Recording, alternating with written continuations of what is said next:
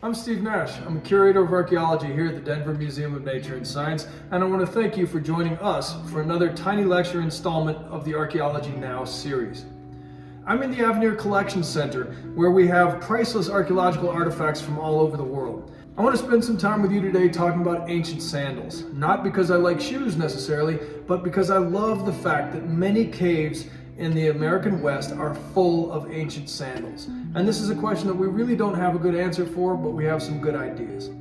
In my hand is a wonderfully complex sandal. It's a shoe from the Big Bend area of Texas, and it's made of yucca fiber, as you can see, but it's also got strands of different gauge weaving, different gauge rope that people have put together for the toe holds and for the ties that go around the ankle and so on. It's an amazingly complex piece of technology.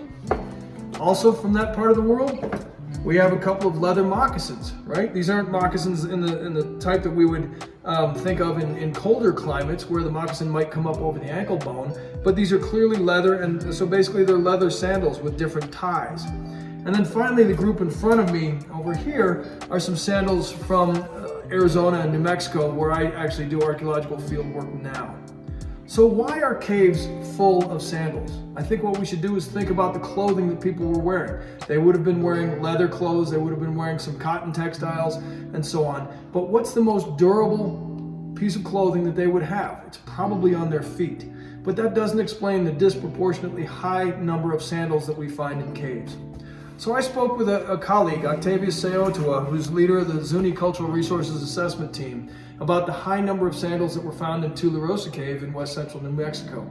And he thinks that sandals are found in such large proportions in caves because sandals are the connection between the individual and Mother Earth, and caves themselves are a connection between the surface of the earth and the underworld, if you will.